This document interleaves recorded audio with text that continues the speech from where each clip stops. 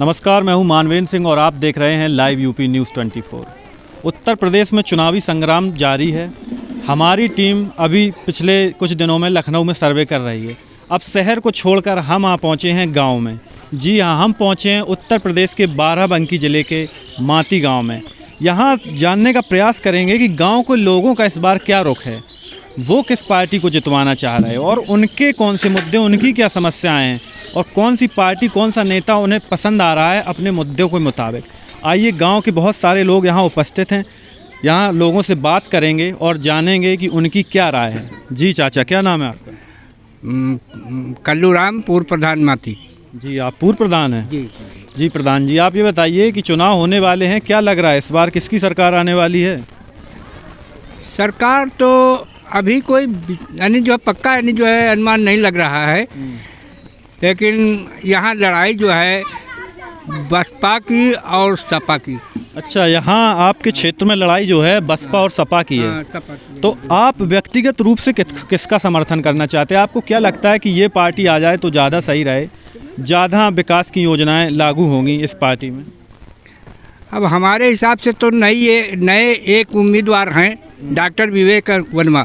जी, किस पार्टी से हैं वो बीएसपी से है। जी जी। हाँ, तो उनका कुछ बोल यानी जो है यहाँ से ज़्यादा चल रहा है। अच्छा, अभी जो वर्तमान में योगी जी की सरकार रही, तो ये सरकार कहती है कि इसने काफ़ी विकास किया, हर गांव हर घर तक बिजली पहुंचाई, पानी की व्यवस्था अच्छी करी और किसानों के लिए भी कई सारी सुविधाएं करी। उनका ऐसा कहना है उस सरकार का। तो आप मानते हैं क्या इस सरकार ने ऐसा सब कुछ किया है? हाँ, किया है, परंतु किसान परेशान है। किसान परेशान है फिर भी? परेशान है, क्योंकि किसान का खेती का जो लागत है वो आधी चौथाई भी नहीं आ रही है। जो यानी जो है ये गांव के यानी जो है सब सांड और यानी जो है गाय ये सब चल रही हैं। किसान बहुत परेशान, दाम परेशान है। हाँ। अच्छा, मतलब सरकार ने विकास किया है, लेकिन किसान फिर भी परेशान है। बहुत सारी समस्याएं हैं। हाँ, गाय साढ़ फसल को खा लेते हैं। हाँ, और लागत से भी 1/4 राशि वसूल नहीं हो रही है। नहीं हो रहा है। तो आप क्या चाहते हैं, सरकार को ऐसा कौन सा कदम उठाना चाहिए, कौन सी ऐसी योजना लानी चाहिए ताकि किसान की ये समस्याएं कुछ कम हो सकें या उन समस्याओं से उबर सके? हाँ, यानी जो ये हमारे भाई हैं, हरहान की व्यवस्था यानी जो है ज़रूरी है। और ये गल्ला जो है, गल्ला भी कोई ख़ास बात नहीं, इससे जो है श्रीमान मोदी जी का जो है कोई असर पड़ने वाला नहीं है। अच्छा, गल्ला कोई खास कदम नहीं? हाँ, कोई कदम नहीं है। जो है गल्ला तो यानी जो है जो सरकार देती है तो वो तो मिलबे करी है। और अब भाई इलेक्शन ख़त्म हो जाए, गल्ला ख़त्म, तो गल्ला का असर कोई नहीं। हाँ, जैसा कि चाचा जी ने बताया कि किसान अब भी बुनियादी समस्याओं से जूझ रहे हैं। किसान सम्मान निधि मिल रही है, लेकिन किसान की आय पे उसका कोई असर नहीं है। कृषि में लागत भी नहीं निकल रही है किसानों की। तो चाचा, कौन कौन सी खेती करते हैं? हमारे यहाँ तो गेहूँ यानी जो है मुख्य यानी गेहूँ है, गेहूँ और आलू। मुख्य फसल गेहूँ है। हाँ, गेहूँ यानी जो आलू, तो आलू तो अब जा रहा है। गेहूँ जो है वो नाम मात्र का बोया जाता है। किसान गेहूँ बोता ही नहीं है, सांड के मारे से गेहूँ नहीं बोता, सब यानी सरसों बोते हैं। चलिए, बहुत बहुत धन्यवाद चाचा जी, आपने अपनी बात रखी। जी सर, आपका क्या नाम है? राजेश चौधरी। जी, आपको क्या लग रहा है कि इस बार जो चुनाव होने वाले हैं, अब पुनः योगी जी की सरकार आए या आप सरकार बदलनी चाहिए, कोई नया चेहरा आना चाहिए? नहीं, परिवर्तन होना चाहिए। परिवर्तन होना चाहिए। परिवर्तन होना आवश्यक। क्या मुद्दे हैं आपके, क्यों होना चाहिए? आपको क्या लग रहा है कि सरकार ये नहीं कर पाई, विफल रही, अब ये सरकार आनी चाहिए? सबसे बड़ा मुद्दा तो बेरोजगारी है।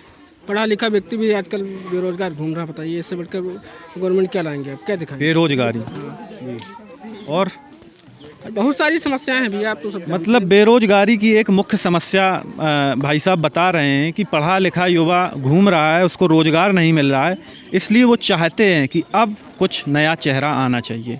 और जैसे कि अभी दादाजी ने बताया कि कृषि से संबंधित कई सारी बुनियादी समस्याओं से अब भी किसान जूझ रहे हैं। किसान सम्मान निधि मिल रही है, लेकिन वो उतनी सहायक नहीं हो रही किसान की।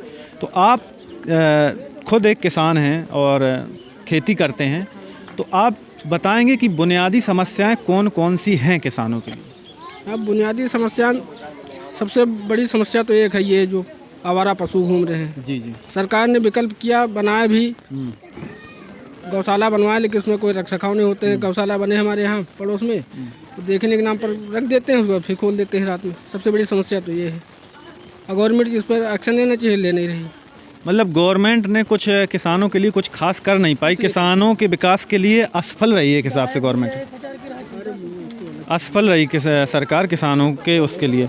तो अब आपको क्या लगता है कि कौन सी सरकार आए जो किसानों के लिए अच्छा काम करेगी? योगी जी के अलावा, योगी जी को तो आप बदलना चाह रहे हैं, तो अब आना किसको चाहिए? भाई हमारे हिसाब से बीएसपी सरकार ही नहीं चाहिए, बहुजन समाजवादी पार्टी यानी कि बहन कुमारी मायावती जी की सरकार आनी चाहिए। सरकार आनी चाहिए।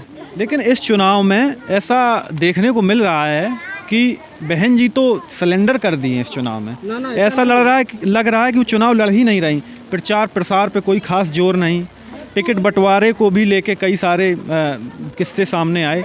ऐसा लग रहा है कि वो चुनाव सिर्फ एज अ फॉर्मेलिटी के लिए लड़ रही हैं, मतलब कहीं ना कहीं उन्होंने सरेंडर किया। ऐसा नहीं है। अच्छा, पूरे दमखम के साथ चुनाव लड़ अपने मेहनत से जो है अपना कार्य कर रही हैं, और हो सकता है संभवतः जो है बीएसपी की सरकार बनेगी इस बार।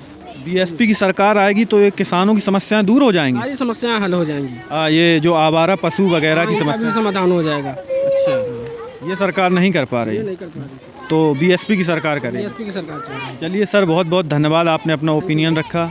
और भी बहुत सारी माता जी खड़ी हैं। क्या नाम है माता जी आपका? हमारा साहब कैलासा नाम है। जी माता जी, तो आपको क्या लगता है कि सरकार सही नहीं है?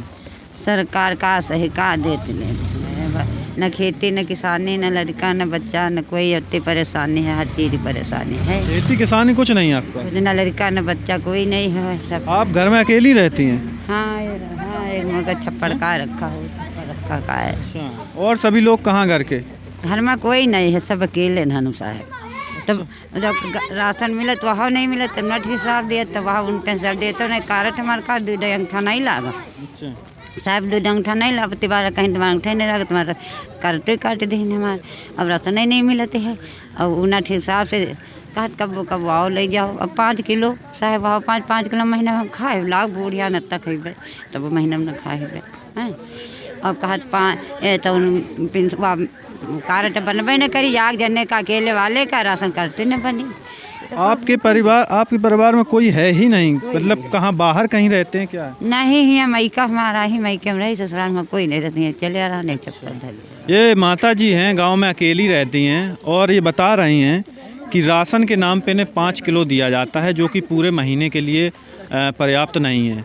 इसके बावजूद भी अब बता रही हैं कि अब हमें वो भी मिलना बंद हो गया, इनका राशन कार्ड भी नहीं बना है।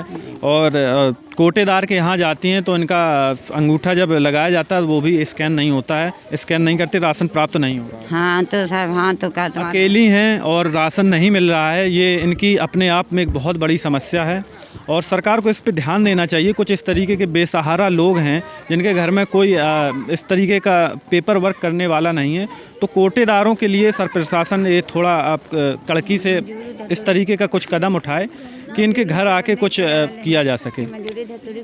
जी दादी, आपका क्या नाम? कही जैसे शांति दे।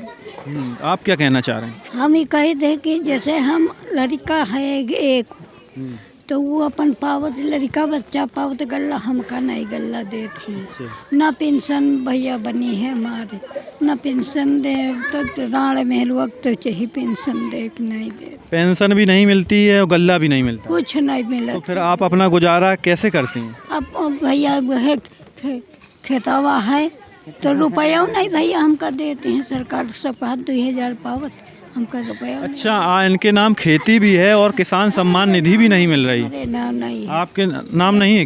किसके नाम है? लड़का तो आपके लड़के को मिलेगी ना किसान सम्मान निधि 2000 रुपये? हमका नहीं, उनको मिलती होगी ना? हम नहीं जाने भैया, हम नहीं जाने। हाँ, उनको मिलती होगी माता जी, क्योंकि जिनके नाम कृषि होती है, जो खेती जिनके नाम होती है ऑन रिकॉर्ड, उनको किसान सम्मान निधि प्राप्त होती है। हाँ, आपकी एक पेंशन की समस्या हो सकती है कि आपको वृद्धा पेंशन मिलनी चाहिए। इस तरीके की समस्याएं हम आपकी आवाज़ सरकार तक पहुंचाएंगे, और ये उम्मीद करते हैं कि आप तक कुछ सरकार सकारात्मक कदम उठाएगी जो आपके जीवन में सहायक सिद्ध होगी। और भी कई सारे युवा साथी खड़े हैं जी, इनसे बात करते हैं। जी क्या नाम है भाई साहब? विकास कुमार। जी, क्या करते हैं, पढ़ाई करते हैं? नहीं, पढ़ाई भी नहीं करते, जॉब करते हैं। अच्छा, काय में जॉब करते हैं? ड्राइविंग करते हैं। अच्छा, ड्राइविंग करते हैं।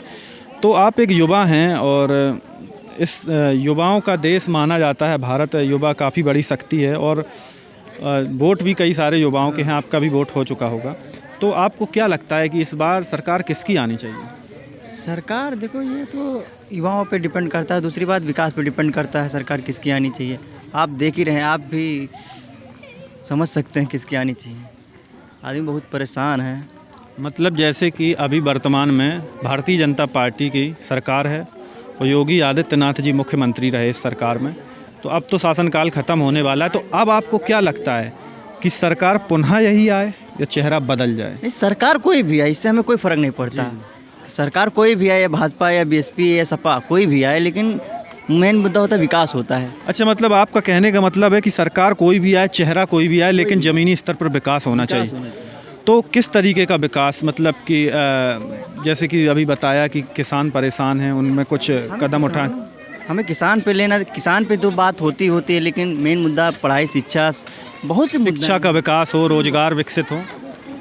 हम लोगों की देखो, एक ये हिंदुस्तान है, लेकिन पता है यहाँ पे जातिवाद ये सब आदमी सब समझता है, कुछ ऐसा कुछ भी नहीं है। सिर्फ राजनेताओं का ही मतलब होता है, मुद्दा होता है, ऐसा कुछ भी नहीं। आप क्या हैं, मैं क्या हूँ, इससे कोई मतलब नहीं है। आप अगर कहीं चौराहे पे मिलेंगे, आप भी मुझसे सम्मान करेंगे। मैं आपका दोस्त होता तो आप मुझे अपने घर ले जाते किसी प्रकार से, तो बात करते। ये सब कुछ भी नहीं होता, लेकिन मुद्दा है, मतलब सरकार कोई आए, विकास होना चाहिए ज़मीनी स्तर पर। ये थी गांव की समस्याएं, गांव के लोगों से बात करी, उनकी समस्याएं जानी, किसानों की समस्याएं जानी, चुनाव के मुद्दों पे बातचीत करी कि अब किस पार्टी की सरकार आनी चाहिए। कोई बहुजन समाजवादी पार्टी की मांग कर रहा है, कोई कह रहा है कि कोई भी पार्टी आए लेकिन ज़मीनी स्तर पर विकास होना चाहिए। इसी तरीके से हम गाँव में हर गाँव, हर गली, हर मोहल्ले में घूमते रहेंगे, ज़मीनी स्तर की रिपोर्टिंग करेंगे और आपके सामने प्रस्तुत करेंगे वो आंकड़े जिनकी जनता किसकी सरकार बनाना चाहती है और जनता के मुख्य मुद्दे क्या हैं। आप देखते रहिए लाइव यूपी न्यूज़ 24।